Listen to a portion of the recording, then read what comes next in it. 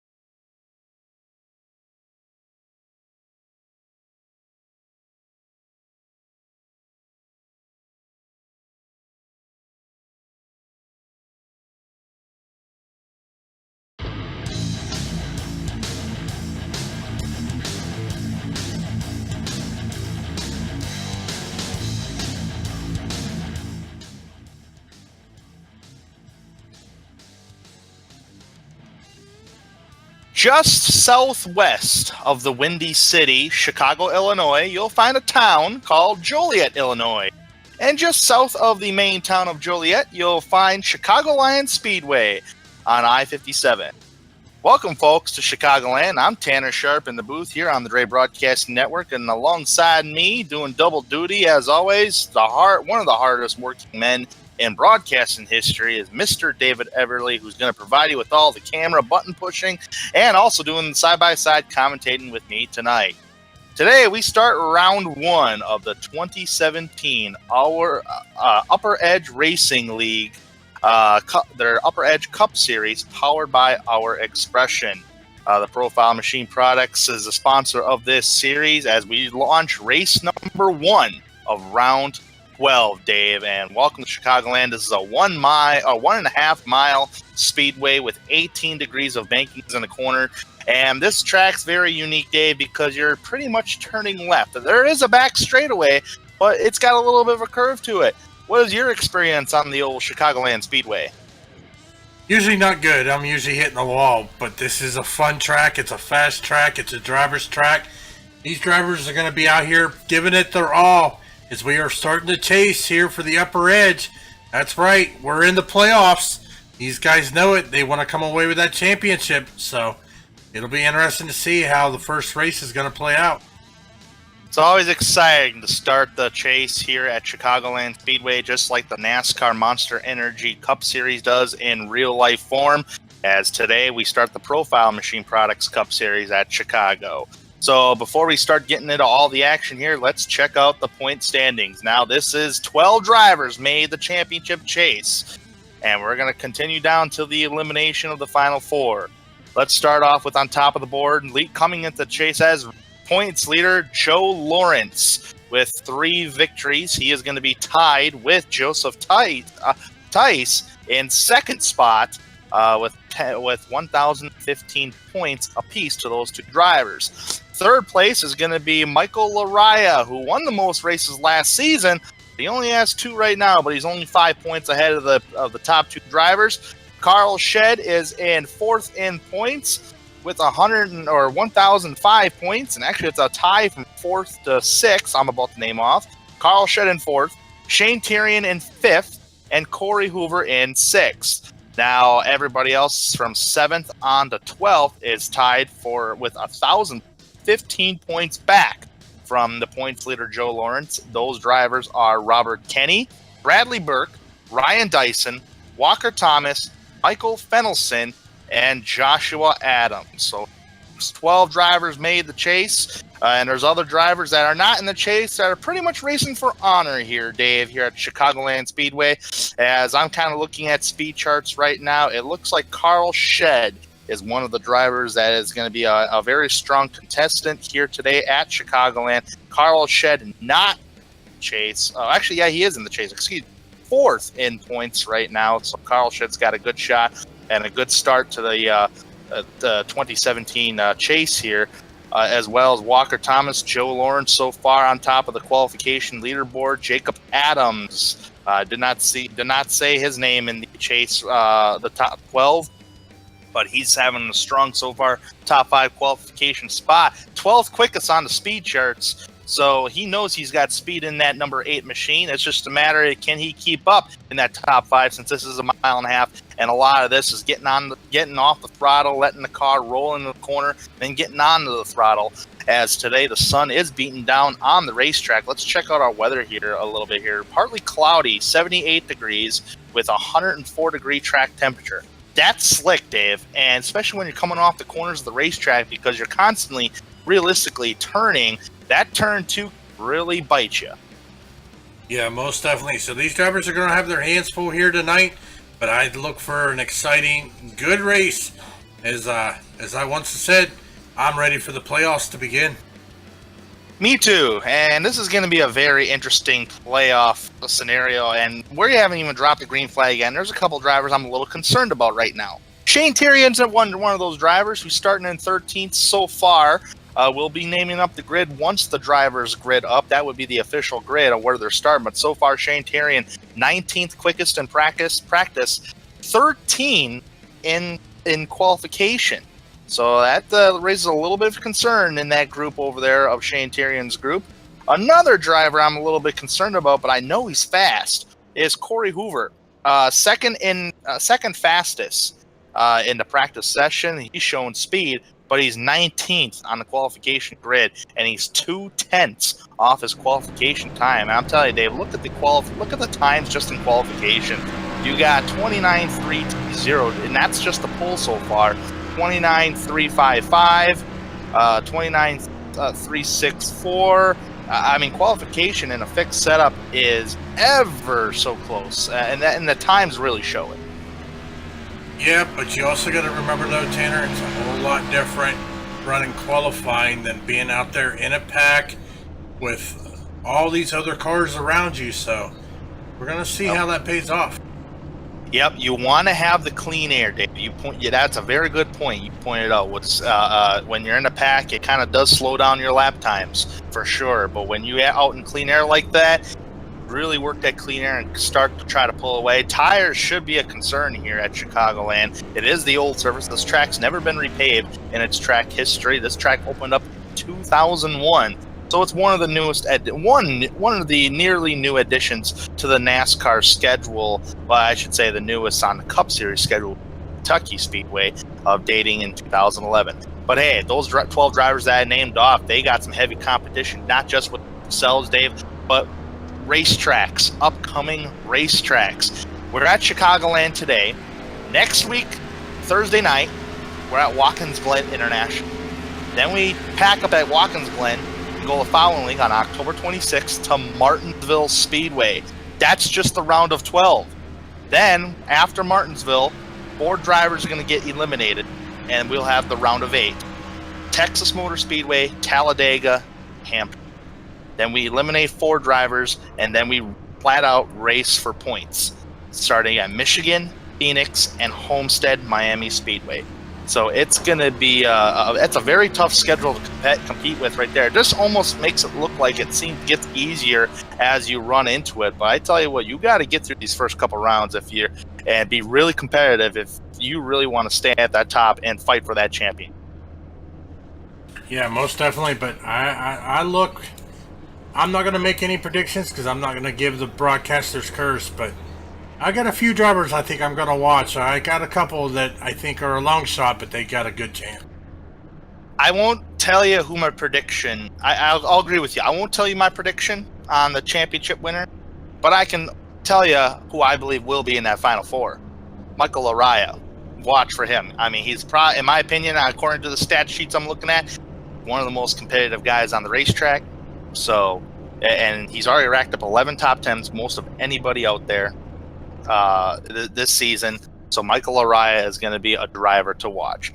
So with that being said, Dave, the track, it looks like we're starting to grid up here, and it is official. Joseph Tice will sit on the pole here at Chicagoland Speedway. Carl Shedd roll off in the second spot, fastest in practice. Can he hunt down Joseph Tice when we drop the flag? Walker Thomas is going to roll off in the third spot here tonight in the 18 machine, and he'll be side by side with the 88 of Joseph Adams. Fifth place here, Mr. Joe Lawrence, championship leader. He's going to start in fifth. And Jacob Adams is going to roll off in sixth. Michael Araya, that's the one I talked about. Circle him, folks, right now. In that 44 machine, one of the most competitive guys this season as far as a top 10, racking up top 10s and top 5s are concerned. Michael Araya rolling off in seventh. Adam de Blasio going to roll off in eighth. Justin Munsell in the flight forward will roll off in the ninth position. Has yet to grid up, but I'm sure he will. And Ryan Dyson will roll off the top 10. Bradley Burke's going to roll off in the 11th tonight. Robert Kenny in 12th. Chase contender Shane Tyrion is going to roll off 13th. Tommy Messi will roll off 14th. Michael Fennelson will roll off in 15th position tonight. He'll be alongside Corey Blevins 16th. Nick Massey in the 17th position. Bronson Stafford in 18th. Corey Hoover, Chase contender, is going to roll off 19th. Got a little bit of work to do. I'm sure he'll get up there before you know it. And rounding out the top 20, Trevor Rapolo, roll off 20th. Jamie Dyson, the last driver to take a qualification time, is going to start in 21st. Tom Story in 22nd. And Tom Bourne will start off this 23-car field that is making the intentions to take the green flag tonight. Well, Dave, what do you think? Chase race number one, are you going to go for it? Or are you just going to see how this is all going to play out? 133 laps these guys are going to take. If you were one of these drivers, let's put you in the shoes of, for example, actually, let's not put you in the shoes of anybody. Let's kind of just throw you in the middle of the field. 23 drivers, let's say you're going to start in 12th, and you're a Chase contender. What would you do to try and make sure you got a competitive car and you can finish this outright in the first race? Well, I mean, you definitely got to make sure that you can finish. That is going to be key here. So you're going to have to push hard, but you can't push too hard because you don't want to wreck out here in the chase. So I think I'd just kind of ride mid-pack till about later stage in the race, then try to make my move then. I would try to stay at least in the top 10 and then kind of go from there to really figure out what kind of pit strategy I'm going to be needing here today at Chicagoland. I'm trying to see if I have any fuel information. I do believe it's a 55 to 60% fuel load, so it's not a full fuel load here tonight in Chicago.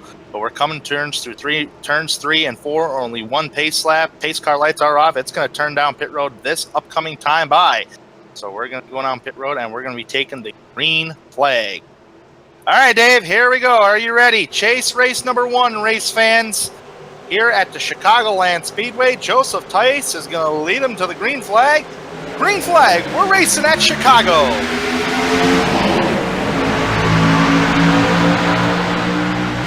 Already seeing 3 wide moves already at the start of the race. Corey Hoover on the bottom side of the racetrack, trying to fight for position on the start here, trying to gain every spot he can.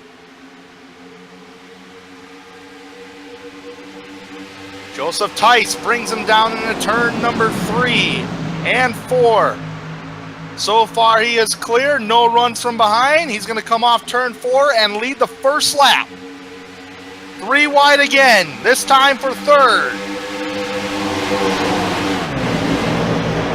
guys giving each other a lot of room. That was the 78 machine of Joe Lawrence. He's coming up towards the front here in the early stages. Battling side by side with the 88 of Joshua Adams.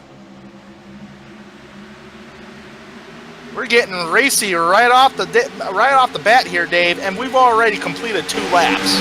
Everybody taking the lead inside the racetrack. And these guys are not giving up. I mean, they're not sitting back. They are just making moves here. Take a look at Michael Araya there, running in 7th. As he's down underneath, trying to get around the 8 of Jacob Adams. Meanwhile, the 14 of Michael Fendelson, he's going to get underneath the 51 of Bradley Burt. But even right there behind him, look at Corey Hoover and Adam de Blasio fighting side by side.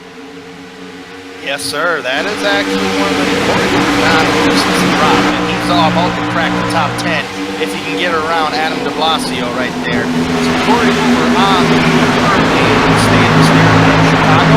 These drivers are starting to fan out just a little bit. We could see a possible battle for the race lead up towards the front. We might. So far, nothing is producing just yet. Nose to tail thus far. It is Tice, Shed, and Thomas, the top 3. Ooh, driver backing up. Who was that back there? Was that the Corey Hoover back there? Kind of lost a little bit of momentum coming off turn number 4. Right now, he's battling side by side with Robert Tenney in the 10 car. Battle for, up towards the front. It's getting a little dicey here too, Dave. They thought about going side by side on the backstretch. Who's that driver on that high side? He's in 4th. That is Joe Lawrence, championship leader, who also, may I add, won the final race of the regular season at Richmond. He's got some momentum coming into this race. Yeah, he's doing real good there as he's battling the 18 of Walker Thomas. They're going to be side by side coming through turns 1 and 2. So looks like Joe Lawrence, he's not going to hold back. He wants to get out front and lead some laps. You would think that the inside row would be the way to go here in Chicago, but I tell you what, Joe Lawrence decided to go around the outside row to try to get the momentum coming off the exit of the corner with this dynamic track surface. So far, he's doing very well, holding it very nice. It looks like he's going to clear Walker Thomas, something you don't see here every day. Walker Thomas getting passed around the outside like that. Walker's a very competitive guy. The 88 of Joshua Adams seeing what Joe Lawrence was able to do, so now he's going to try it. He's going to try the outside to get around the 18 of Walker Thomas, but Walker Thomas says, I'm not going to fall for that twice. Battle for the top spot up front.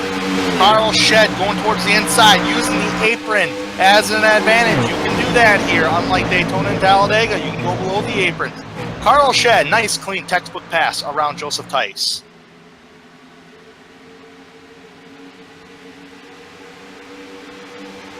So far, Tice is now being pressured a little bit by Joe Lawrence on that higher line back there. Who's that? We do got a battle for the 4th spot.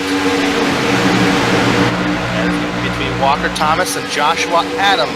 Joshua Adams in the 88. Another battle behind these cats right here. That would be Jacob Adams on the high side, and on the bottom, the 44 of Laraya, Michael Laraya.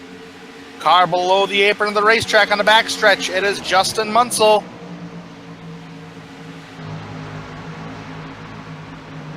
Actually, he was just coming out of the pits, Dave. I think he may have, if I'm not mistaken, did miss the start of the race. But he's now coming out on the racetrack. He's quite a few laps down now, but he's coming on the racetrack. So the first side-by-side battle on track would be between Jacob Adams and Michael Araya. That actually just fanned out as soon as I start talking about it. Drivers like to do that to me sometimes. You know, I see a battle going on right now. You got the 14 there of Michael Fendelson. Fendelson's been on the move since the drop of the green flag, because Fendelson, 15th quickest in practice, qualified 15th, and he's already up to 8th in the first 10 laps of this race. So Fendelson is on the move right now. Battle for the second spot on the speedway. Joe Lawrence going underneath Joseph Tice for 3rd. That'll pick up Lawrence up to 2nd. Drops Joseph Tice to 3rd. Wow, we got some pretty of good action right here. Who's that back there? Lariah on the apron of the racetrack, trying to get underneath Jacob Adams. These guys have been battling it side by side for a couple laps now. Yeah, looks like Joshua Adams there is going to go after Walker Thomas. They're going to be side by side again. Meanwhile, Michael Araya, Michael Fedelson, Adam de Blasio, and Bradley Burke and all them just kind of riding right back there, just in eye shot, but they're going to let Joshua Adams and Walker Thomas battle it out. This is kind of like the hornet's nest here from from Walker Thomas on back. Pretty aggressive, almost 3 wide. Split second there. Nice run by Jacob Adams off of turn number 2. But these guys are pretty much battling it pretty close. They're nose to tail from Walker Thomas all the way to that green car back there. I think that would be Nick Massey, maybe. Yeah, yep, that would be Nick Massey. I'll be back in 11th. A little bit of an update here since the drop of the green flag. Shane Perian did receive the EOL penalty at the start of the race. He was originally supposed to start 13th, but he actually had to start tail end Charlie at the back of the pack, so dead last. EOL penalty. So right now, ever since the drop of the green, he's made it up to 16th so far in this 22-car field that took the green flag. There's 23 cars on the track, with Justin Munsell 9 laps down.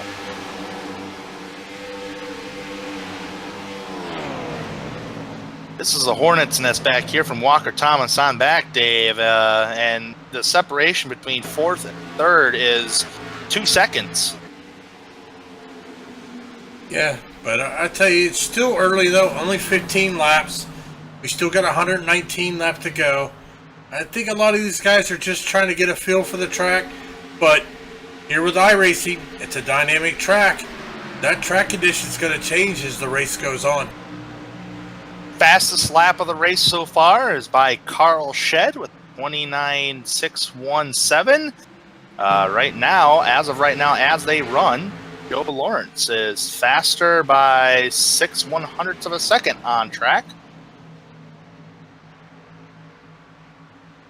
I'll have to keep that up to date there. I think Lawrence, he's hunting him down, so he's coming. So we'll have to keep monitoring on that.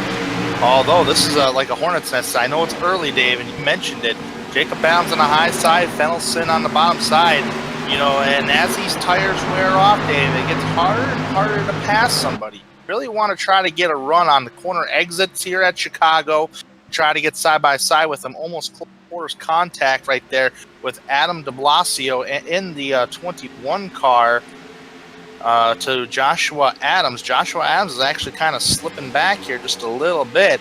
These cars are in one big giant pack here. A little pack here looks giant because this is a 1.5 mile speedway. Look at Jacob Adams up towards the front here, trying to overtake Walker Thomas. He will by a huge power move around the outside row, as we do got a battle for the race lead. Here comes Joe Lawrence on the inside of the racetrack, side by side to the door of Carl Shed, coming to the line using the apron. And I believe Joe Lawrence got him that time by at the line. iRacing says no, he did not. 2/100ths of a second beats Joe Lawrence by. Joe Lawrence tried, but could not complete the pass. Yeah, it looks like it slowed him down a little because there, the 5 of Joseph Tice is able to get to his back bumper. Sometimes leading, though, I mean, it can help you burn your stuff up instead of just kind of riding behind somebody, saving a little bit. So maybe they're burning their stuff up, but I tell you what, Carl Shed looking great out front right now. You mentioned burning their stuff up. Adam de Blasio has been making power moves on the outside row just as much as Jacob Adams was, as Jacob Adams was passed by de Blasio last time by. Looks like the bottom row is not working out, and here's what I mean by it's not working out. Look at Walker Thomas, who's been on the bottom side of the racetrack since the drop of the green flag. That tells me right there, he's pushing up the racetrack on exit, so that tells me he is tight right now. Tight on exit, cannot carry the speed like others, so right now it looks like the outside line is the even though the bottom is being rubbered in. But of course, the tires are starting to wear off, so you kind of have to change up your line a little bit. Yeah, most definitely so. We're seeing that, but going a little further back here, Corey Hoover now up into 13th position after starting 19th. Bronson Stafford right there in front of him as the two of Justin Munsell is trying to get around him, trying to get some laps back. That is not for position. Justin Munsell is currently 9 laps down. It is going to be a very long day for Justin Munsell, but I'm sure he's glad to be out there at least turning some kind of laps for sure. Trying to make up 9 laps is just going to be a very difficult thing to do, almost nearly impossible to make up, especially in these long green flag stints. We've been green flagged since the drop of the green flag. 23 laps have been completed here at the Chicagoland Speedway, Chicagoland 150 of round 1 of the Upper Edge Racing League's Profile Machine Products Cup Series Chase for the Champion.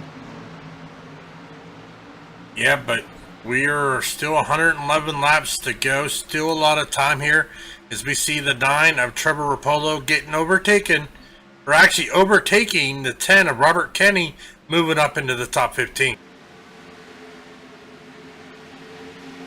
Shane Tyrion, one of the championship contenders in the back of the field here. I'm sure he's thinking on, at least begging on some kind of caution so he can try to make it up to the top 10 spot, because he's about 3 seconds from 10th place on track, and he's running identical to slower lap times to the guys within the top 10. See, something to keep an eye on. That is one of the stories here today. But the Hornets Nets continues up towards the top 10 area of Michael Fennelson on back. That is 7th, and Joshua Adams is there.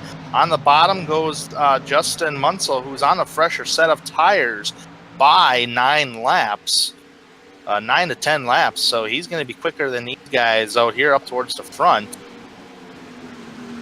Nick Massey in the 48 car is running in 9th, rounding out that top 10. Bradley Burke. Walker Thomas has fallen out to the top 10, currently in 11th.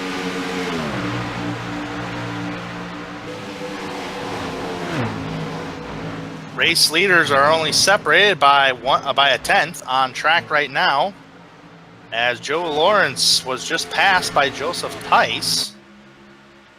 Top 3 drivers running nose to tail coming off turn 4 right now. They have a lead over 4th place on back. That is 3 seconds and more. Yeah, but these front 3, though, they're right there with each other. Looks like we got a blinker there. The 5 of Joseph Tice having a little bit of connection issue. Looks like it's... No, I thought it was going to settle down, but this could be dangerous. Yeah, that is bad, Dave. Cow. It could be dangerous indeed. And Joe Lawrence he literally got on the radio about it, saying, I'm not really, can't really quote him what he said, but he did get on the radio about it. Looks like it's calmed down right now. Something to monitor. Joseph Tice, I believe, is one of the, I'm gonna have to look back at my stat sheet here. And he is one of the championship contenders, 2nd in points. Well, we got a couple cars down on pit road. Corey Hoover, Tom Bourne, Jamie Dyson, Corey Belevins, all down on pit road now. So we've got some green flag pit stops happening. Green flag pit stops indeed, and that's one of the championship contenders of Corey Hoover on pit road. He came in 13th. He's out and away right now. Corey Hoover made 27 laps. 28 laps, excuse me. Yeah, that'll be interesting to see when we'll start seeing the leaders getting ready to come in. Yep, with Corey Hoover coming in like that, I would try to come in like right now to try to see if I can make up any time on the leaders, because you know the leaders are extremely fast. So far, nobody's coming down pit road this time by. Let's see if they come around next time.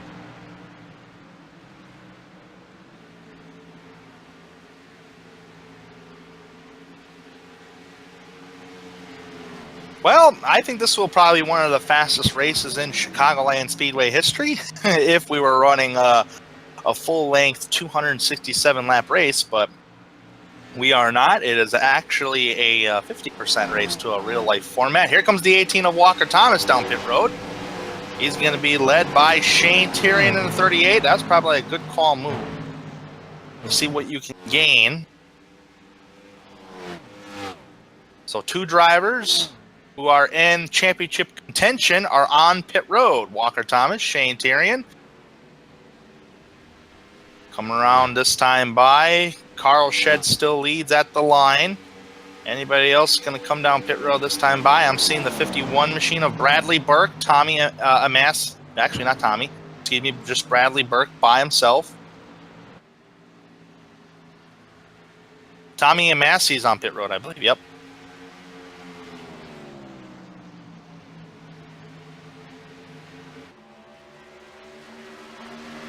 Four tires and fuel.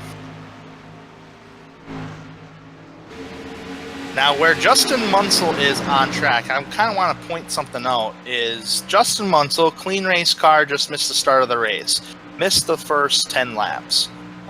He's passed everybody but the top 3 drivers. And that is the difference on tires. So tires sounds like a very big thing here in Chicago. Michael Laraya, Ryan Dyson down on pit road as we speak there, Tanner. Michael Laraya, another fast driver hitting the pits. Right side's going up, go around to do the left side. And speaking of crew, that is coming soon. We are getting pit crew emanations on iRacing here. Oh, Just I not can't today. wait. I tell you what, I can't even wait for the night-to-day transitions. That's going to be definitely add another dynamic, interesting thing here to iRacing. Absolutely. Robert Kenny on pit road, the 37 of Tom Story hitting the pits. Well, looks like we are just waiting for the top 10. We're waiting for our top 10. They have not pitted. No, Joe Lawrence down on pit road. You called it, Dave. Joe Lawrence on pit road. He's called her in. Now, if I was the top 2 drivers, Carl Shem, Joseph Tice, I'd get my butt down pit road right now. Looks like the 05 machine off of turn number 4 is blinking. Here we come. Nope, they're going to stay out this time by. Is anybody else going to come in, though? Is anybody else going to take advantage of this as they seen Joe Lawrence hit the pits? No. Wow. Now I want to know if Joe Lawrence is really going to pick up time on them fellas, though. Where's Corey Hoover at? Corey Hoover, where is he compared to Joe Lawrence? Corey Hoover is coming off turn number 2. Joe Lawrence is on the apron. He's made up time. Fast. Making up time, but here's Joe Lawrence. He's in traffic. Already operating the high side of the racetrack, just getting out of the pits. Yeah, but our leaders, top 9, still have not pitted, so we are still waiting on the top 9 to come down for their green flag pit stop. Joe Lawrence splitting it 3 wide. He has the fresher tires. Oh, almost contact. There could have been contact. Huge. That was Fennelson. We're going to go back to the Dre Broadcasting replay. Let's take another look at that pass from the 78 of Joe Lawrence here. As we are looking here at the replay, looked like the 14. Oh, I'm not sure if there's contact. Let's see if we can get another look here. See if we can see if there was contact. But man, he was threading it. I'm not sure of contact, but man, I tell you, the 14 there though, what a great job saving that. I'll be honest, it looked like contact, but according to the replay views, Dave, by the way, great cameras, it looked like just slight net code. I mean, you can fit a little bit between that them fenders there, for sure. I mean, but either way, no matter how you look at it, I mean, you got fresh tires. They're coming up on slow traffic who have yet to pit. That's just, I mean, it comes up on you so fast, you know. And Joe Lawrence does not want to lose any time to what, you know, to the top 2 drivers that he was racing with on track. Yeah, most definitely, but we are now on lap 40. We are still waiting for the top 7 to come down to pit road. Carl Shed still leading 32 of 40 laps here tonight. Joseph Tice sitting there in 2nd.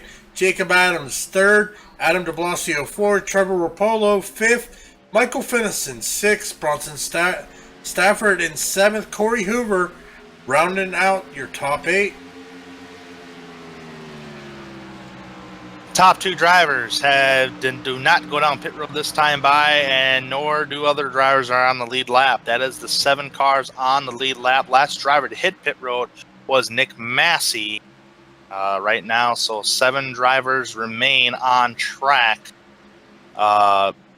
that have yet to pit, and the time differential is pretty insane.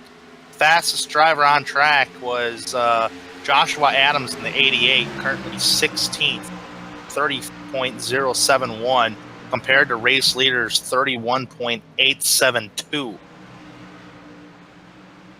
Here's something interesting. The 78 of Joe Lawrence just went around Carl Shed. Joe Lawrence back on the lead lap, but our top 7 still need to pit. And Joe Lawrence is currently running in 10th. Longer them guys stay out, them new tires, man, are going to catch them and pass them. And that's going to put them jeopardy of when they come off pit road, be deeper in the field. There's no doubt that they've already lost time. Joe Lawrence, Michael O'Ryan, Corey Hoover already are back on the lead lap. Should a caution come out. But here's a good side to this here, Dave, is staying out as long as you can. And all of a sudden, what if this race, we've already remained green flag racing. We have yet to see a caution flag in the first 43 laps. Do you think fuel mileage could come into play? Is that what these drivers are setting this up for? It's a very possibility. We got 90 laps to go, though.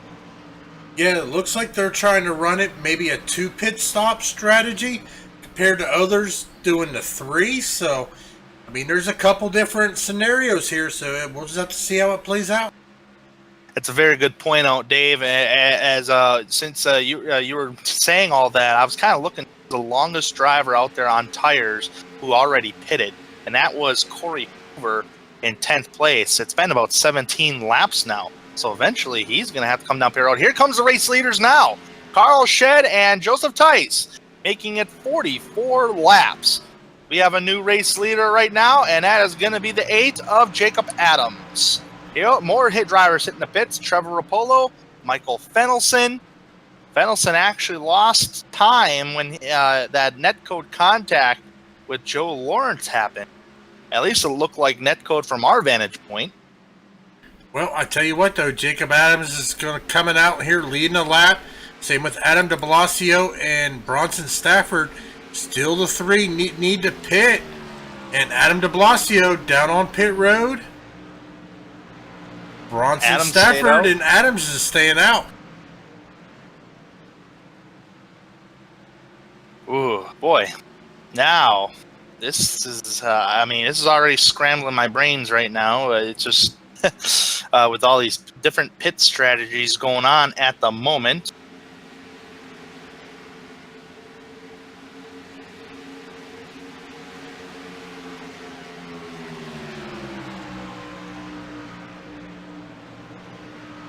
All right, now here's what I'm just curious, Dave, is the first driver that's pretty much fresher on tires is Joe Lawrence. He's coming around right now. Jacob Adams is remaining on track. Bronson Stafford remains on track. The drivers that have yet to make a pit stop. Adams down in turns 3 and 4. Is he going to look this time by? Nope, he's going to stay out. Bronson Stafford's going to come in. So that would leave Jacob Adams, the lonely driver on the track, yet to pit.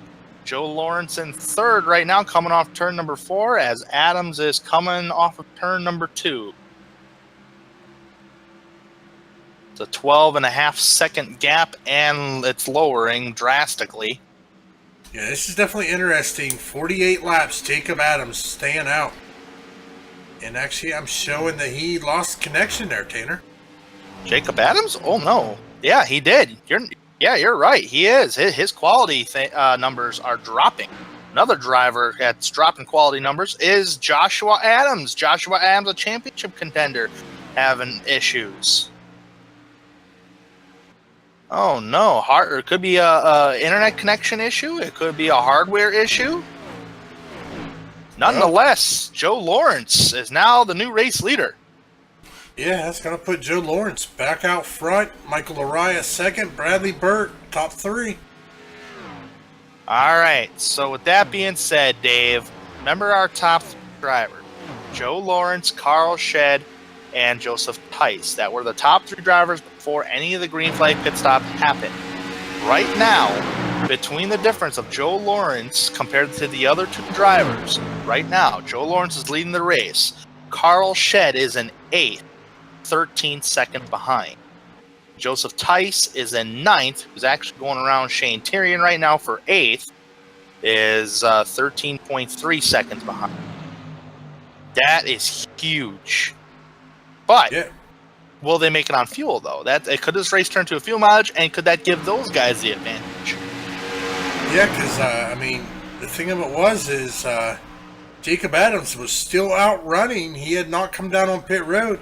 I do believe he was at 48, 49 laps, so it'll be interesting to see because we see a lot of different pit strategy from a lot of different drivers. Definitely, man. I tell you what, it really spun my head for a loop, and I literally got out the old calculator. The longest I've seen so far here, Dave. How many laps was that for? Do you remember? I believe it was 49 laps for Jacob Adams. 49 laps. Well, if I have my old calculator out, and I know it's 44 laps for Joseph Tice, Carl Shed. So right now we got 82 to go. Yeah, you're right. You hit the nail on the head earlier. They're banking on this on a two-stop race. A little bit of an update on the two drivers that were having some kind of connection issues was Joshua Adams and Jacob Adams. Both fell through unacceptable level, which means their connection did not come back, or whatever the issue was, they could not come back on track to the connection to the server. So they got booted. iRacing booted them out, so they're going to have to try to reconnect to the server. Ouch. Well, ladies and gentlemen, Caution! Sorry, Dave. We got a caution on track. Oh, boy. Looks like we got the Tommy Amassi. Crashed coming off turn number 4. Well, as we pull up the Dre broadcast and replay, we're going to take a look here at the 05 Tommy Amassi. Looks like they went 3 wide. Adam de Blasio. Looked like maybe a little net code there. Let's take another look here. Is Adam de Blasio in the 14? We're going 3 wide on Tommy Amassi, and Tommy Amassi just up into the outside wall, but he is going to collect the 21 of Adam de Blasio. Slight contact 14 and 21, which was not the deal. The deal was between Tommy Amassi. It was either he reacted to that 3 wide situation, like, oh crap, 2 guys are coming up on me really quick, or that was a netcode situation. Either way, it was a crash between Amassi and Adam de Blasio that brings out the first yellow of tonight's event. As pit road is open, only 17 drivers are currently on the lead lap.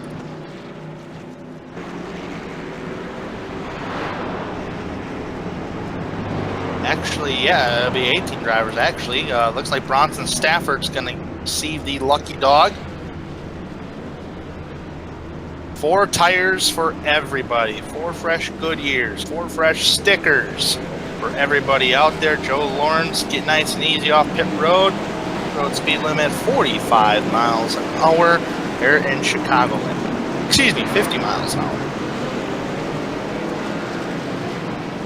Joe Lawrence, Michael Araya, Bradley Burke, Walker Thomas, Corey Hoover, top 5 exit.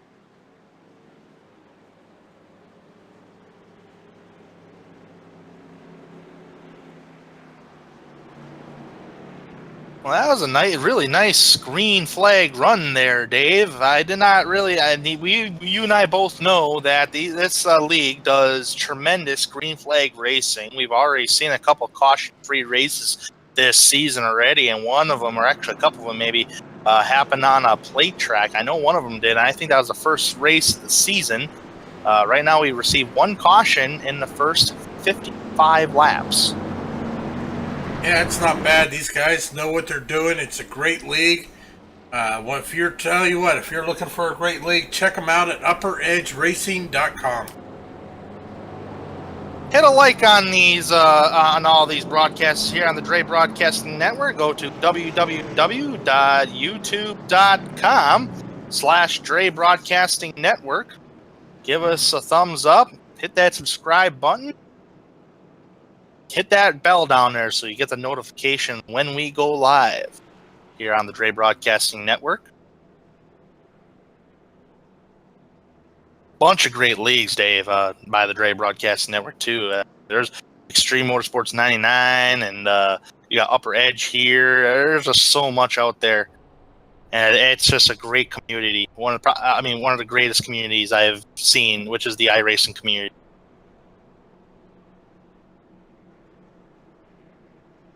And hello to you, too, there, Timothy, in the chat here tonight. Swamp Rat, how are you doing tonight? Alright, so we might get the one-to-go signal this time by. Have to keep an eye on the pace car. Pace car lights remain turned on. When they hit the start-finish line, what's the verdict to be? Pace car lights are off, so it's time to double file them up and ready to go. Now, there were 3 fastest guys on the track prior to the opening of the green flag pit stops. Joe Lawrence, Carl Shed, and Joseph Tice. Well, Joe Lawrence is out front, but Carl Shed and Joseph Tice are going to line up 6th and 7th, respectively. And they're going to be in traffic. Carl Shed started 2nd. Joseph Tice started on the pole. The driver that was really in traffic at the start of the race was Joe Lawrence. So it's like a vice versa kind of deal here. Well, Tanner, if you look at this, though, everybody now on just a one more pit stop strategy. Yep. Could that eliminate the fuel mileage? Could be. We'll see. I mean, with the longest we've seen was, 49 laps, almost 50 laps on tank of fuel. Yeah. So, we're pretty much coming down to it, to where it's only one stop from here on out. So that caution was like a savior to some. But here we go. Coming to pit road. Pace car. Going to turn left. Be all Joe Lawrence, who comes into this championship chase as the championship leader, or shall I say the championship playoffs. And we are green flag racing once again for the 2nd time tonight at Chicago. Big old jump for Joe Lawrence. Michael Lariah on the high side, being challenged for 2nd by Bradley Burke. Corey Hoover on the bottom side, kind of backed up just a little bit, still battling side by side. He's going 3 wide. Joseph Tice on the bottom side of the racetrack, entering turn number 3. He's going to make it stick. That's going to force Corey Hoover to the outside row. Carl Shed and Joseph Tice side by side again. Oh, not anymore. Looks like it's Tice and Hoover. Battle for 2nd is on track right now between Lariah and Burke.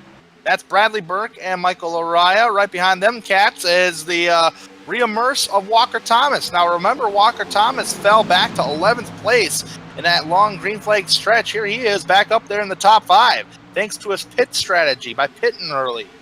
He's up there now. Well, ladies and gentlemen, we're approaching the halfway point of tonight's race, so we are going to go ahead and take a quick commercial break here, get a word from our sponsor, give everybody a chance to refill their drinks. We'll be right back here on the Dre Broadcasting Network.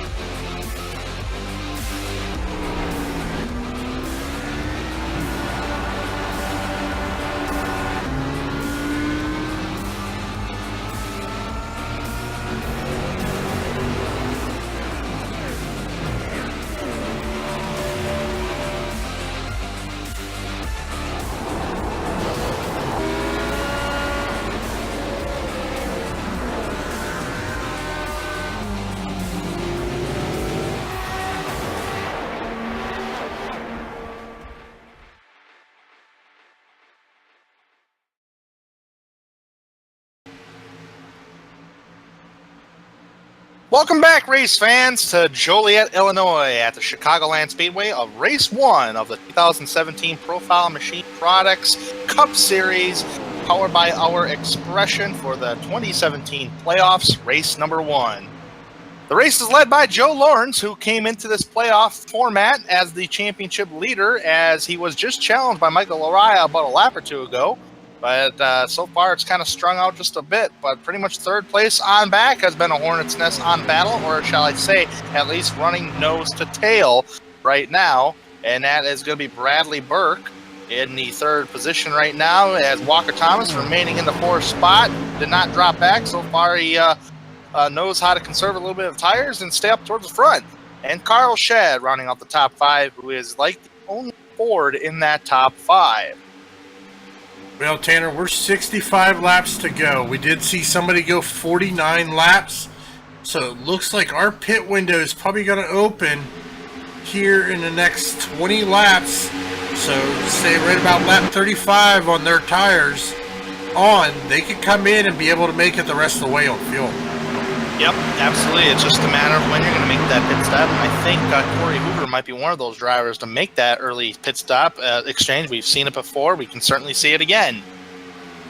All right, folks. Well, as Dave knows, I like to throw out a little bit of a trivia question for you race fans out there. And this is going to be strictly a NASCAR Cup Series trivia question.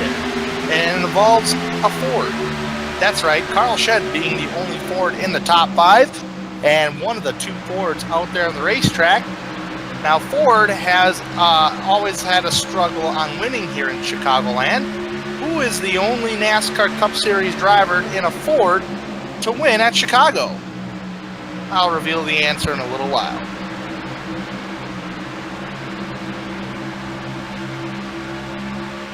So far, it's Joe Lawrence out front, followed closely by 0.3 of a second of Michael Lariah. Now, Lariah has been competitive all night in the top 10.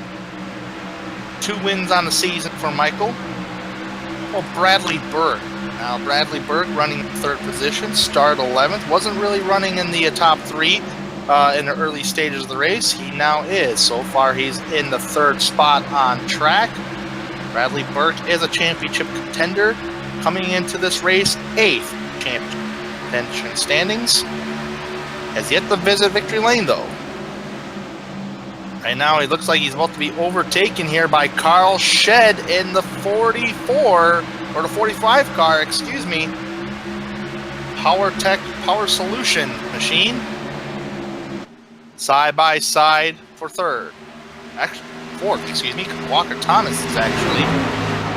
no, not that is for 3rd. Walker Thomas is on the higher side of the racetrack. These guys just mixing it all up. It's kind of screwing up my live standings sheet. That's okay, because I love to see the side-by-side racing like this. Bradley Burke on the higher side. Here comes Joseph Tice, who was fast in the early stages, along with Carl Shedd. Going to battle side-by-side with Burke. Burke actually moved Tice up to 4th. Here comes Walker on the bottom.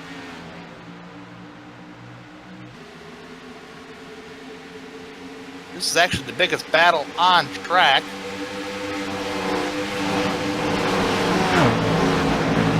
Looks like Corey Hoover. Oh, way up the hill goes Bradley Burke up towards the outside wall.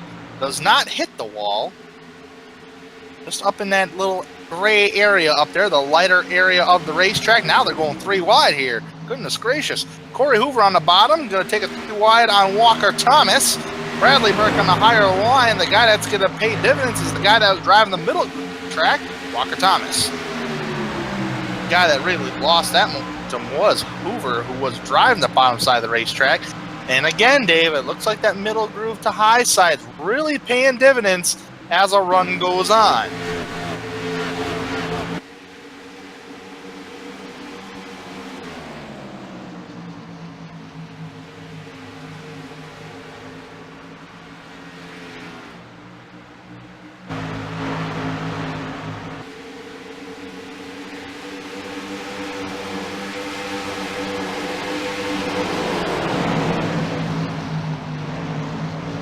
That is bad fast. That's almost qualification speed right there, except in qualification they're running 29.3s.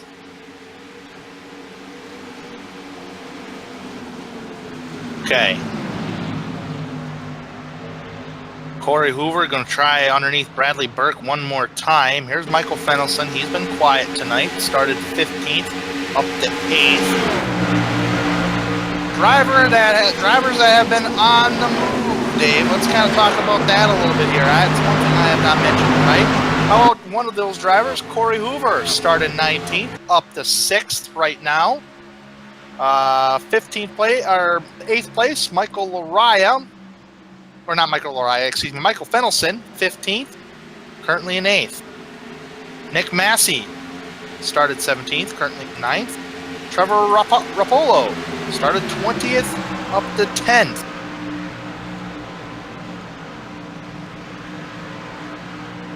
Ooh, close side-by-side racing. Looks like Hoover, he's been working on Bradley Burke in this top 10 area right here. And he's been working on him, but he has not been able to complete a pass on the bottom side. So now that forced him to change up his line. And realistically, he has no choice but to run that line because Fennelson's on the bottom. Fennelson gets tight on corner exit. That allows the run of Hoover off the high side. Look at this. These guys are just jostling all over the place trying to find room on the racetrack to try to pass each other. That was Nick Massey trying to get underneath Rapolo and Fennelson. I don't think it's going to pay off coming off turn number 2. These guys are racing pretty hard back here, 6th on back. Hoover got around Bradley Burke.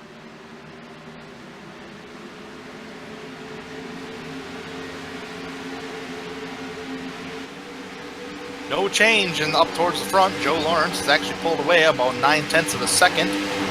Michael Lariah, there's Carl Shedd in 3rd. 4th place, Joseph Tice and Walker Thomas is the top 5. Walker Thomas was able to escape that bee's nest back there, that hornet's nest of Corey Hoover, Bradley Burke, and on back.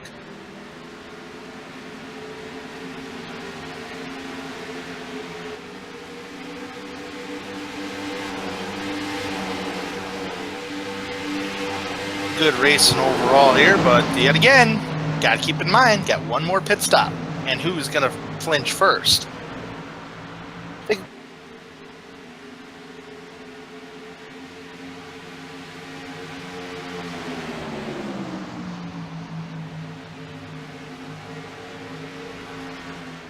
Just a little bit. Looks like Shedd wants to get by Lariah for second. Try the bottom here. Lariah off the high side, a lot of given. Lariah gets a huge run on corner exit. And kind of crazy that I did say the higher line seemed like the way to go, but the race leader down in turns 1 and 2 is using up the bottom line of the racetrack. Let's see if he does it again down in turns 1 and 2. He's using up the bottom lane, yes, but he's not fully down by the white line. Coming off the corner exit, and it's still a second gap between first and second right now. Turns 3 and 4, pretty much the same thing, using up the bottom lane of the track, as Lariah is going to use the higher line of the track. Shedd is going to be on the bottom.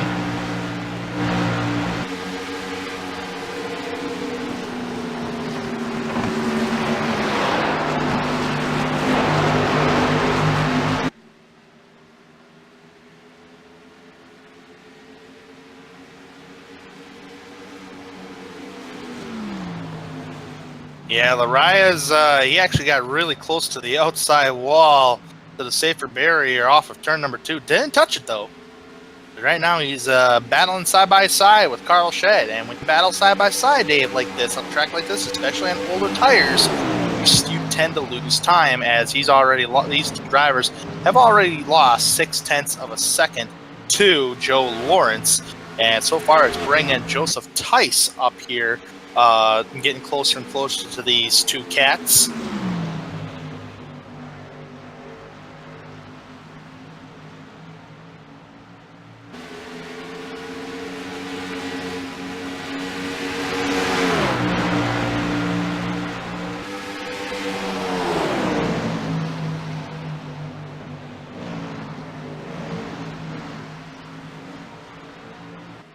Well, Justin Munsell just hit the pits, but he's 8 laps down currently, so he's out of contention. Obviously, just pretty much a lap car hitting the pits. But right now, gonna see if this time by if anybody's gonna make the joke down pit road.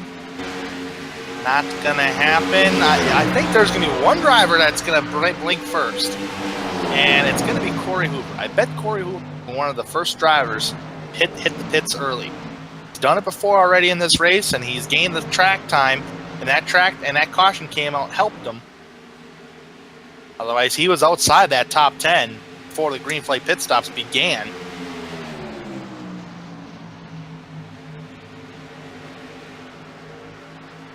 Nothing happening this time by down towards the pit entrance. We might have a driver. Yep, we got a driver flinching now. It's the 48 of Nick Massey. He's hitting the pits. Okay.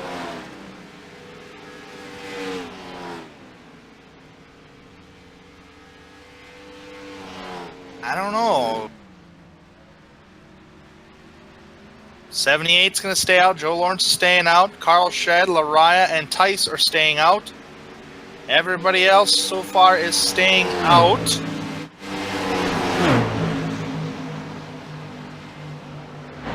Okay, and so far lap times have dropped. The fastest lap time being a 31.476. Everybody else is either running a 31.4 or a 31.9. That's the times that in between that these drivers are running right now. Compared to their fastest, which majority of the field has been 29.8. That's huge.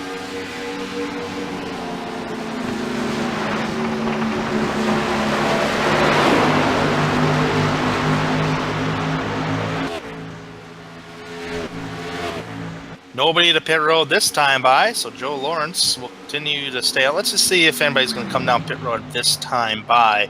Joe Lawrence, is he going to come in? I did not see it. Neither do the top 4 drivers. Nobody else hitting the pits just yet. So this is very interesting. Nick Massey's lap time, I do want to kind of capture it on my live timing and scoring here to see what his lap time is compared to everybody else. He ran a 29.9 compared to the race leader's 31.8. That's huge. But how much time can Nick Massey make up? That's the million-dollar question. So far, Joe Lawrence is currently your race leader. Carl Shedd in second now. Michael Araya in third. Joseph Tice in fourth. And Walker Thomas so far in fifth. Trevor Rapolo in the 6th spot here. Corey Hoover in 7th place tonight. Corey, I figured he'd be hitting the pits soon, knowing him as an early pit strategy guy. Bradley Burke has fallen back to 8th. Was running great in the top 3. Seems like he's fallen off now. He's about 7 seconds now to the race leader in climbing. Bronson Stafford in 9th, and Michael Fennelson rounding out the top 10.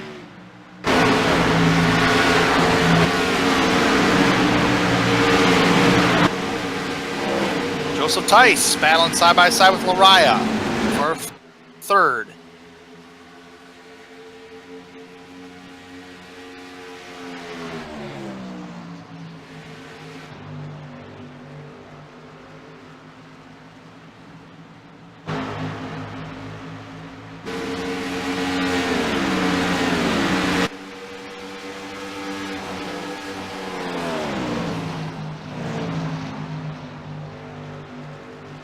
Certainly is gaining ever slowly but surely.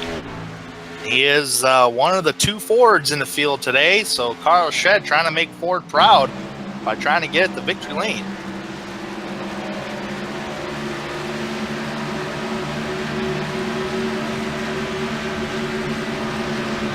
See if anybody hits pit road.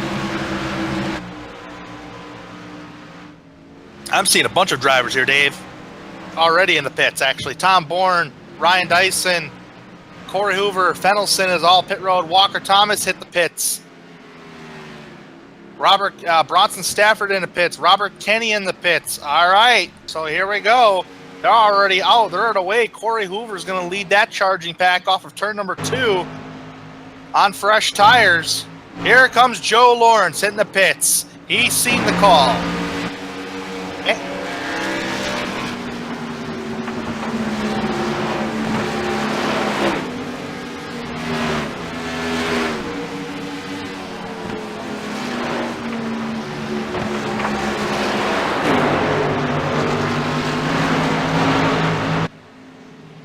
Carl Shedd, if I was him, I'd get the pit road now. You know how much time it cost you earlier because he had to restart, what was it, with Joseph Tice 5th and 6th, or 6th and 7th, around that area on that last restart due to a staying out and a caution came out. Bradley Burke and the 21 machine of Adam de Blasio is going to hit the pit road.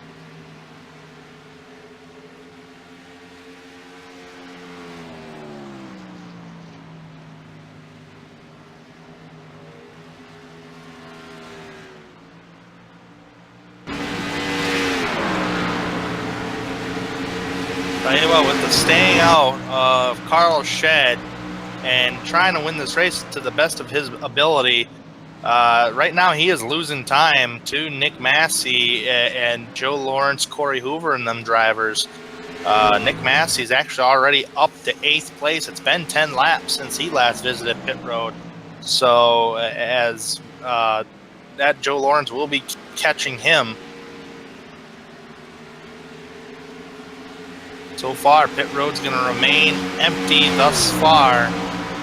Now, the comparison to where Shane Terrian is at, he is the last driver in the top 5 to pit. Shane Terrian at 38 is coming off turn number 4, while the race leaders are middle of the backstretch. That would be the gap from 1st to 5th right now. This is a lot of time here for the top 5 drivers, especially Carl Shedd. And actually, I take that back. Now he's going to come down pit road along with the 5 of Joseph Tice. It seems like Tice and Shedd are kind of on the same pit strategy, or at least some kind of pit road strategy here, because they've pitted together all race long. So Tice and Shedd are on the pit road. Hand that race lead over. Well, right now, actually, Shedd's led this time by, but right now, race leader down turn number 1 is going to be the 11 of Jamie Dyson. Oh, Lariah, excuse me. Lariah actually stayed out. Wow, how did I miss that? Well, nonetheless, Lariah is actually, yeah, you're right, Dave. Lariah is going to be the race leader.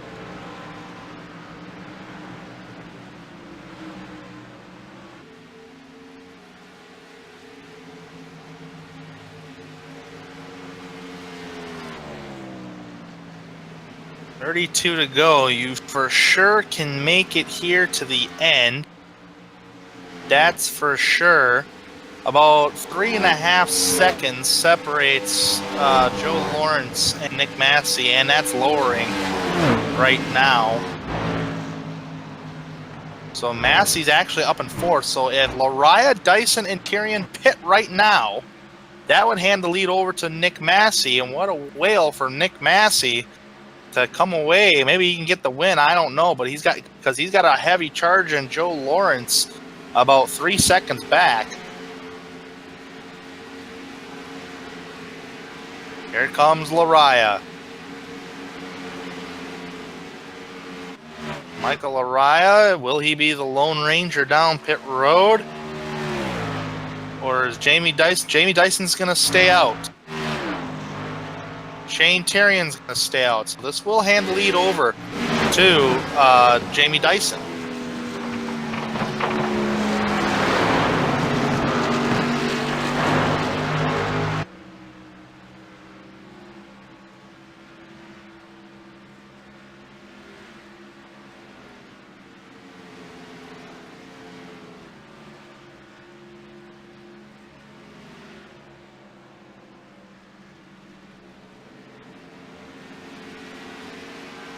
Joshua Adams on pit road, who had a connection fault earlier in the race. He's hit in the pits. So far, Jamie Dyson stays out. Shane Terrian's going to stay out.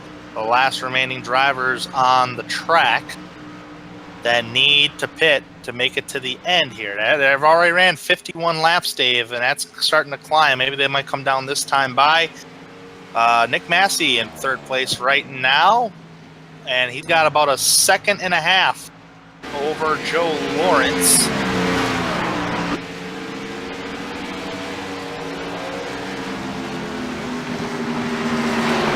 Nick, he's got to be feeling pretty comfortable up there, but yet again, you got a guy with fresher tires that is behind you and gaining on you. Shane Tyrion hits the pits. He's on pit road. Willis call for Jamie Dyson. Jamie Dyson stays out. Lone Ranger on track. Everybody else pretty much back on the lead lap. 7 drivers are now back on the lead lap right now.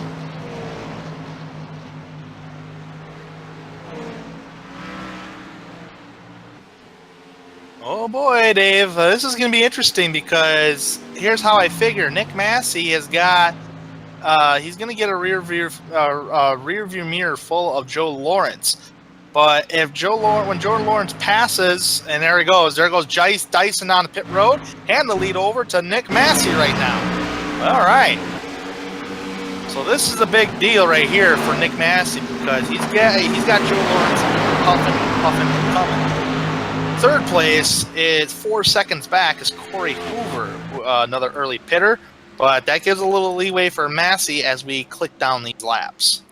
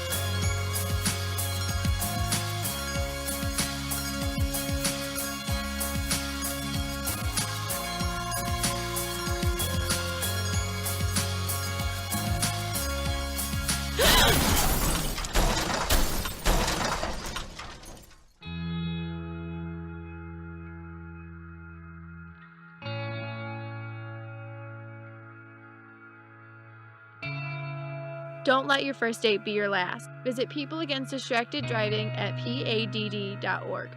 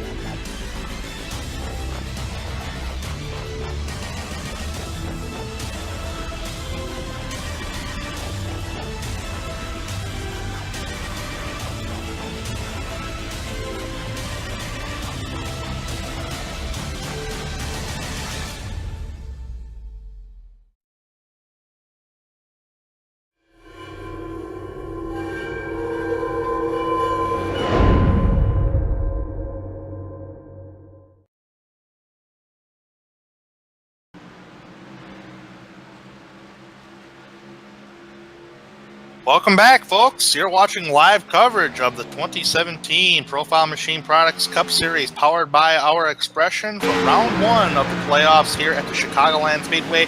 19 laps to go, and it's a big old lead, about 4 seconds for Mr. Joe Lawrence out front.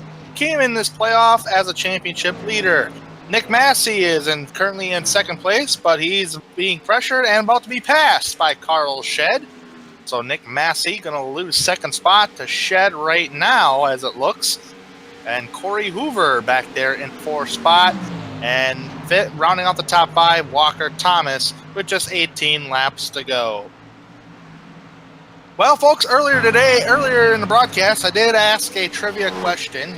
Only 4 driver to win at Chicagoland Speedway in the Cup Series. The answer is Brad Keselowski, 2014, Chicagoland.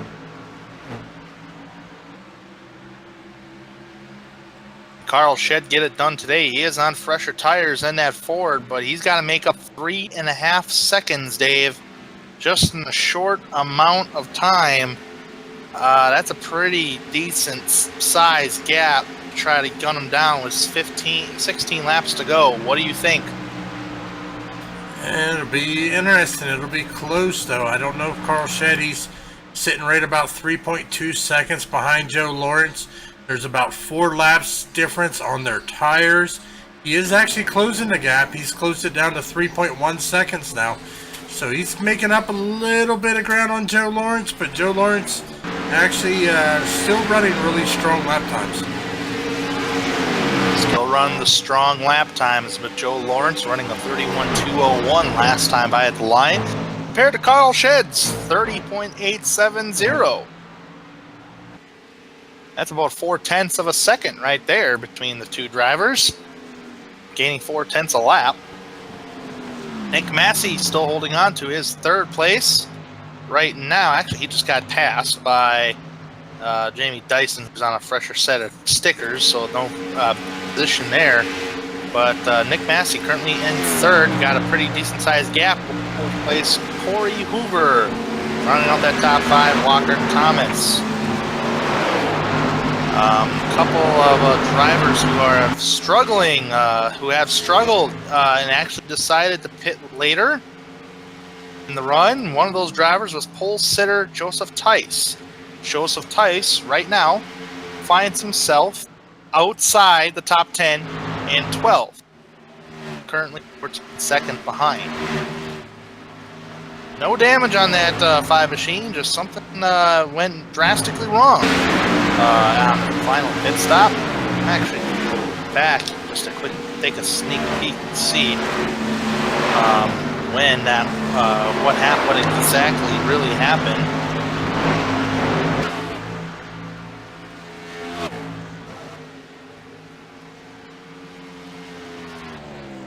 But nonetheless, Joseph Tice will not see victory lane today.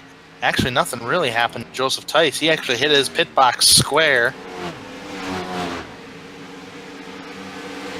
Nope, he did not hit his pit box square. He actually overdrove his pit box when on his final pit stop.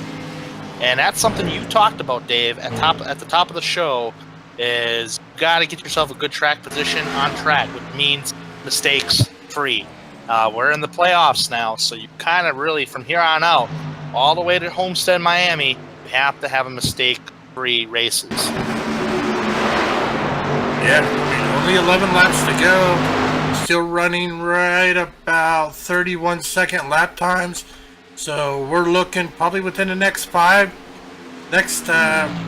about 10 minutes here, 10 to 12 minutes, this race is going to be over. Michael Laraya got around Nick Massey. There is a battle back there, Hoover and Thomas for the top 5 spot. Corey Hoover is one of the earlier drivers to pit alongside Nick Massey. Trying to hang on to that spot. He was challenging Thomas for that top 5 spot, excuse me. And he actually took that away from Thomas.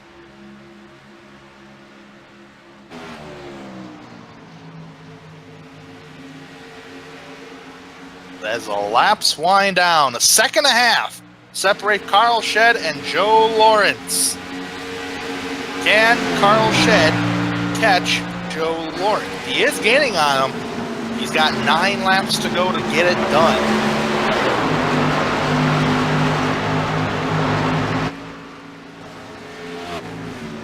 I'm just constantly looking at times here, Dave, right now. That's why I'm a little silent right at the moment. Just looking at the times, because of these lap times, I always tell the story of a driver. Carl Shed, 0.2 quicker that time by. He's actually dropped the time down to 0.9 of a second at the start-finish line. He's coming. Question is, does he have enough time, and can he get around the 78 of Joe Lawrence, who has been dominant tonight here? He has led 66 laps here of the 133 that we are running.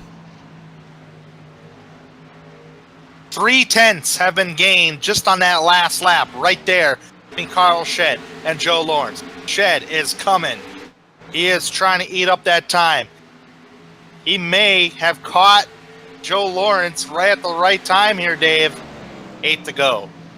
Coming to 7.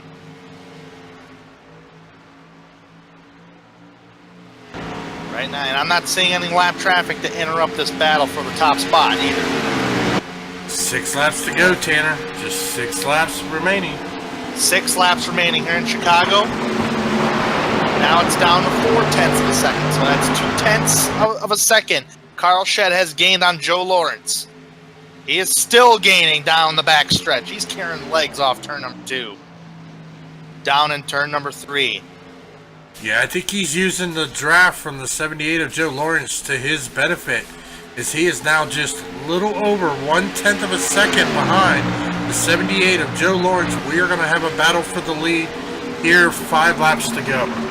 5 to go. Now it's playing defense on Joe Lawrence's part. Here comes a big run up for Carl Shed off of turn number 2. He's going to look towards the inside. Looks like Joe Lawrence is going to try to throw the block. He's already there. Side by side down in turn number 3 and 4. He's going to try to pinch Carl Shed down as low as he can get without touching him. Side by side off turn number 4. Coming to 4 laps to go. Side by side. Joe Lawrence versus Carl Shed. Carl Shed Carl Shed beat him to the line there by 1. Oh, the contact! That loosened up Joe Lawrence just a little bit. 4 laps to go. Joe Lawrence is going to need to grab himself here. He is now 0.6 of a second behind the 45 of Carl Shed. He's got to regroup and come back at him. We are 4 laps to go, as Carl Shed is going to be crossing the line, giving us 3 laps remaining here tonight. You know, I said earlier in the broadcast about a Ford had a hard time winning here at Chicagoland Speedway with real-life NASCAR Cup Series. Brad Keselowski, the Ford in the Cup Series, to win at Chicagoland in the Cup car. Well, I guess we can add Carl Shed to that list, because guess what, folks? You're probably thinking, well, how about if we get a caution, we get a green-white checkered? Nope.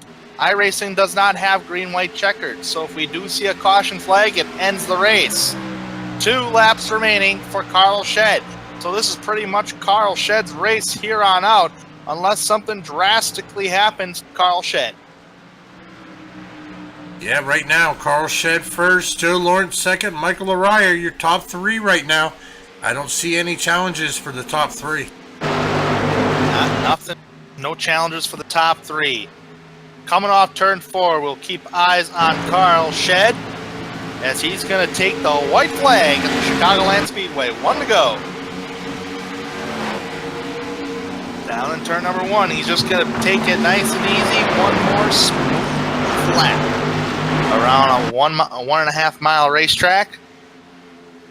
Carl Shed entering turn number 3 now. Well, folks, Carl Shed has 1 win, 7 top 5s, and 8 top 10s, and he's 4th championship playoff standings. Today, he'll collect win number 2 on the season with a win at Chicagoland in round 1 of the playoffs. Joe Lawrence in 2nd, Michael Araya in 3rd, Walker Thomas in 4th, And Nick Massey will round out the top 5. Good job on Nick Massey on getting the top 5 on the strategy call. That was awesome. Wow, what a race. What a finish, Dave. Woohoo! Yeah, what a race. What a way to start the playoffs. Absolutely. That was a very good race, folks. 1 caution, 3 laps. That was just flat out awesome. All right. So with that being said, don't go away here, folks, because we're not going to no commercial break. That means we're going to go ahead and talk to drivers right now. And what I mean by drivers is we're going to talk to the top 3 drivers. I'm going to see if I can find Shed here. It's in my Discord channel. He certainly is. Let's bring up Carl Shed here. I'm going to try to get him up here as best my ability here.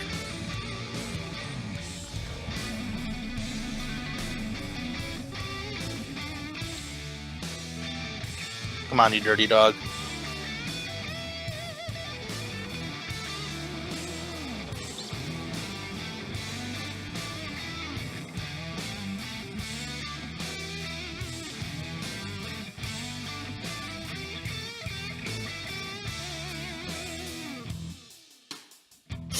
Carl Shed, Tanner Sharp in the broadcast booth here. Do you have a copy? We got you. Yeah, I was trying to move you up here in the Discord, and it just was not cooperating with me, so you had to forgive me for moving different chats here while I try to get you up here. But nonetheless, wow, dude. Wow. I documented that Fords did not have very good luck here at Chicagoland, but you come, I guess you could say you can join Brad Keselowski as one of the few drivers on the Cup Series to win in a Ford here at Chicagoland.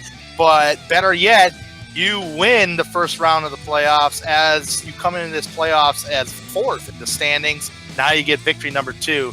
How was the race here in Chicago? Since a lot of green flag racing.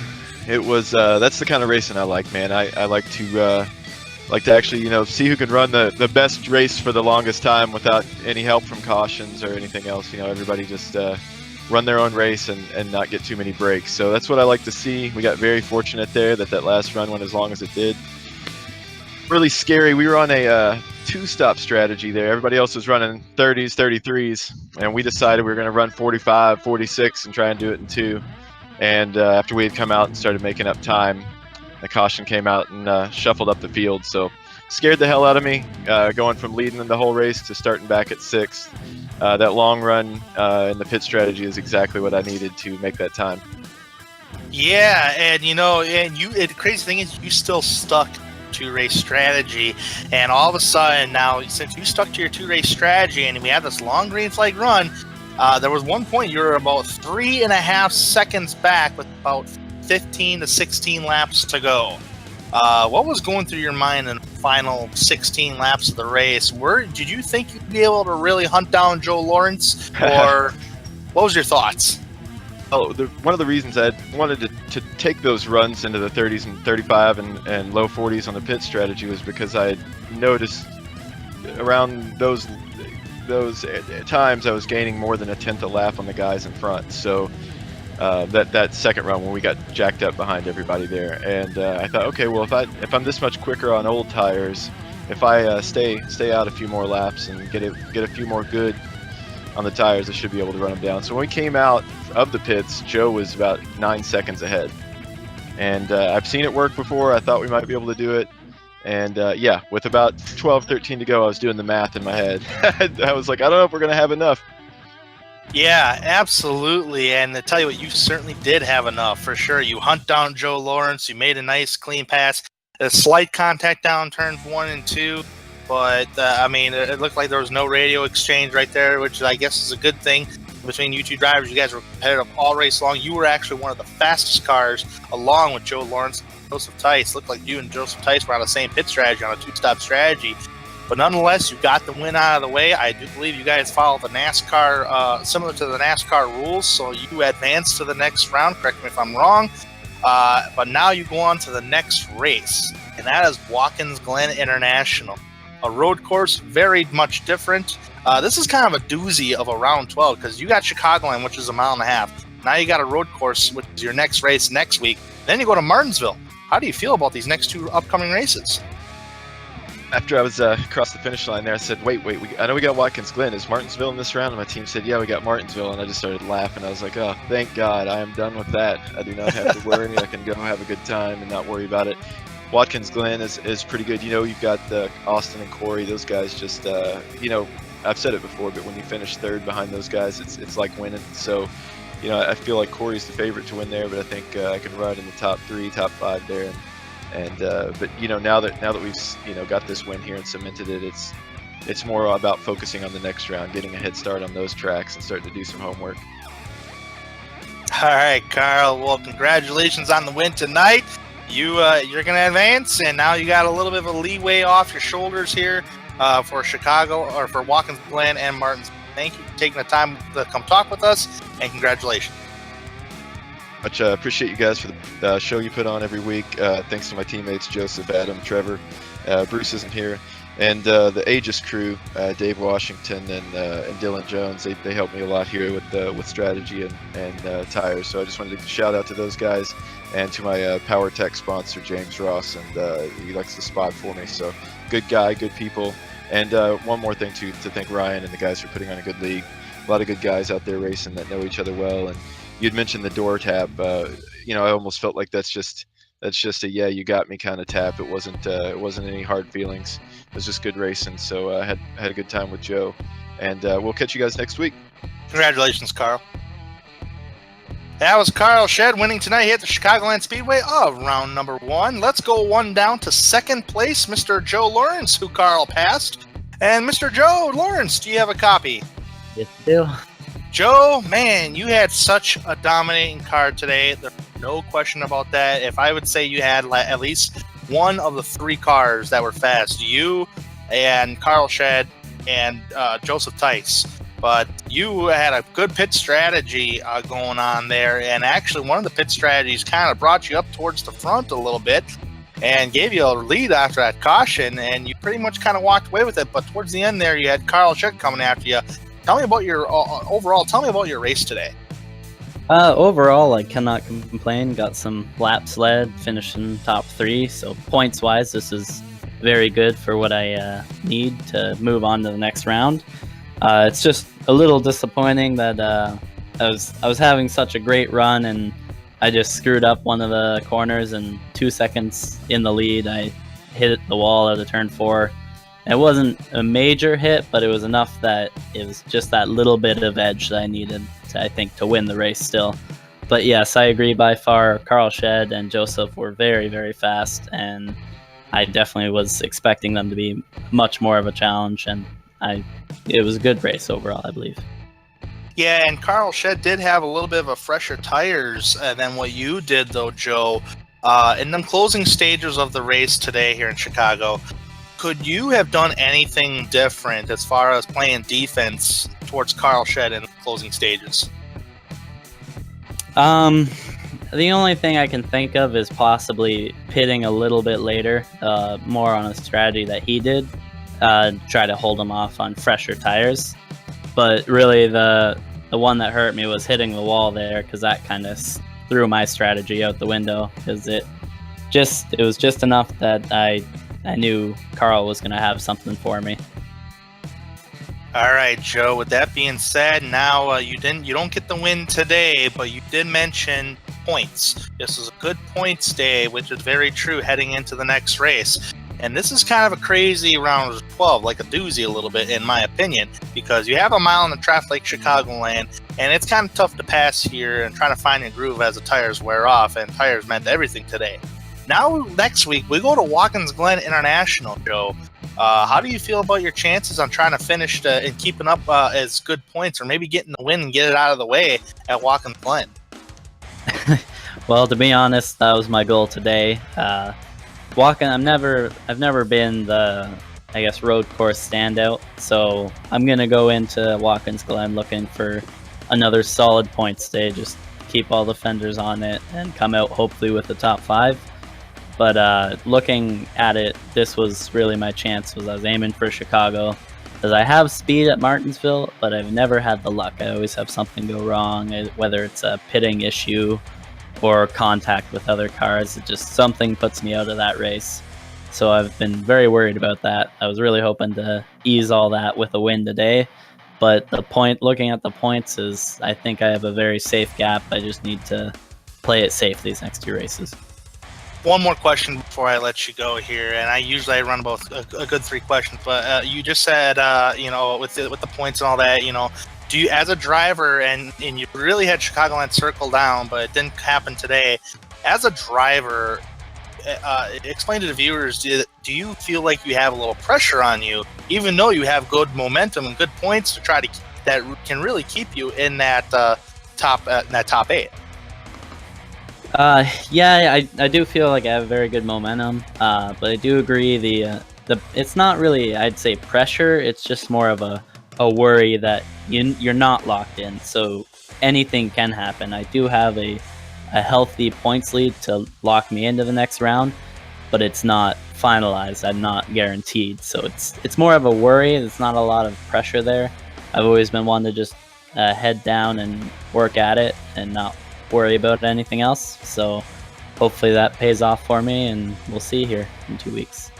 All right, Joe. Well, a great run overall today here in Chicago, and hopefully your momentum continues in the upcoming races of Watkins Glen and Martinsville. Thank you for taking the time to talk with us, Joe. Thank you. That was Joe Lawrence, folks, finishing in 2nd place tonight, one of the dominant cars on the Speedway. Let's go to 3rd place right now to number 44 of Michael Laraya. And Michael, you got a copy there. I got you. Michael, we didn't really see you in the lead like we're really accustomed to here, but you do have 2 wins on the season so far. Not as many wins as you probably have wanted, unlike last year, but still make a good run up towards the front there. And you come in this round in 3rd in the standings, and now you finished 3rd. Tell me about your race overall today here in Chicago. Yeah, it was kind of a one of those races where you had to definitely keep on top of the track. The bottom, it definitely got rubbered in and it got heated up. And as the race went on, it was starting to get tighter and tighter. So it could be a challenge to pass people on the bottom. So you definitely have to be open to moving your line around. It was one of those things where if you got pinned on the bottom and somebody was a little bit faster, you just weren't going to make it happen. So I don't know. I would say a top 5 car.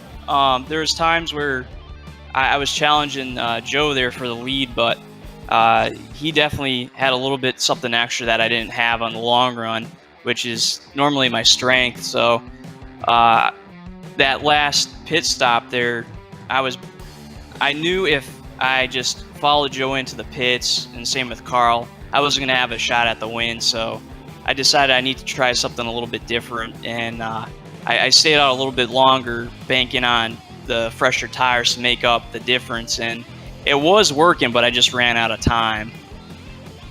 Yeah, absolutely. And do you usually plan on your pit stops before the race, or usually just kind of like to see how the race goes first and kind of plan it from there? Because it just seems like some drivers here tonight kind of just seeing how the race went first and then kind of plan from there. Well, going in, myself and my teammates, we kind of have a set number that we like to go by. Each race as a guideline, but you have to be open to changing that up because of what your competition is doing.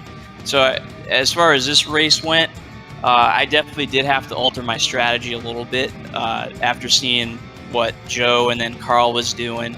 So you kind of aim for a set number, but you got to be open to tweaking things. Yeah, that's exactly what I was really figuring out up here in the booth as drivers were trying to plan their pit stops. Some actually did it earlier than others. Some did it much, much later. So that's a very good point what you just made right there. But with that being said, Michael, 2 wins on the season, 11 top 5s, 12 top 10s. The most competitive driver out there as far as top 5s and top 10s are concerned. Last time we visited a road course, you got a top 5 finish there. Now we're going to another road course, and that's going to be Watkins Glen next week. And then after that, we go to Martinsville. How do you feel about your chances in the next 2 races here in round 1? Well, Martinsville, or Watkins Glen, that's, to be honest, probably not one of my better tracks. So I'm definitely going to need to put in some time and practice for that race. Whereas Sonoma is more of a technical track, Watkins Glen is just real fast, kind of more like a speedway in a way, just with how fast the turns flow and everything. So you'll probably see some guys that you might not expect running pretty good there. It's a little bit different. So if I come out of there with a top 5 or maybe a 6th or 7th place finish, I think that'll be all right. I'll definitely take that. Then going into Martinsville, I've had amazing speed and luck there recently. Before the last couple Upper Edge races there, I consider myself maybe a top 5, top 10 car, but not a winning car. But I'm able to hang with the leaders, and if I can get through there unscathed and get a top 3 finish, I would be very happy with that. You know, earlier in the broadcast, I circled you as being one of the final 4 drivers when we get to that point, as being contending for that championship, just because of your statistics. I'm just basing everything off your statistics of what I'm seeing, and you sound like you're really confident in these next 2 races, and you got a real good car to do that. I like that in the driver. That is really a never give up attitude right there, Michael. So congratulations on the 3rd place finish tonight as you carry your momentum into Watkins Glen. Thank you for taking the time to talk with us tonight. It's always a pleasure, guys. Thank you. That was Michael Araya, folks, in the 44, finishing 3rd tonight. As keep an eye on him, because he finished 5th at the last time we were at the road course, which was Sonoma. And folks, mark it down for Martinsville. He did win Martinsville last time we were there. So with that being said, Dave, time to wrap it up here. I'm going to quickly go through the finishing order here. Carl Shedd winning the race here tonight. Joe Lawrence in 2nd. Michael Araya in 3rd. Walker Thomas will finish 4th. Nick Massey in the 48 car. Nice job by him on that strategy. Finish in 5th, coming from 17th tonight. Bradley Burke started 11th, will finish 6th. Trevor Rapolo, 20th to 7th tonight. Good job on his part. Corey Hoover, 19th to 8th. Corey probably wish he would have had a top 5 car. At least he had a strong suit for a top 5 car tonight. Joseph Tice, the pole sitter, will finish in 9th, and Adam de Blasio in 10th. Bronson Stafford will finish in 11th tonight. Michael Fennelson, the 14th, will finish in 12th. Ryan Dyson will finish 13th place. Robert Kenny will finish in 14th, last car on the lead lap. Jamie Dyson will finish in 15th, 1 lap down. Shane Terrian, championship contender, will finish in 16th. Tom Bourne in 17th. Joshua Adams, connection issues plagued him. He'll finish in 18th. Justin Munsell in 19th. Tommy Amassi finishes 20th. Tom Story in 21st. Jacob Adams, connection issues plagued him tonight. He'll finish 22nd. Corey Blevins finishes 23rd, 107 laps down. Dave, final thoughts of Chicagoland Speedway before we pack up and head to the road course in New York of Watkins Glen. Well, it was everything I expected and a whole bunch more. Can't wait for Watkins Glen, one of my favorite road courses. I think this is going to turn out to be an exciting playoff here for the championship, Tanner. I absolutely agree. I think this is going to be one of the best championship runs that I'm personally going to witness here up in the booth. And folks, before we go, we would like to thank the organizers of the Upper Edge Racing League for putting on a great show and allowing Dre Broadcasting Network to broadcast for them here tonight and other races as well. Check them out at www.upperedgeracingle.com for more information. Thanks to the Profile Machine Products for sponsoring the Cup Series, powered by Our Expression here today and all the other races. Thanks to Dave Everly and the Dre Broadcasting Network for putting on such great broadcasts and great shows and great Upper Edge Racing League races.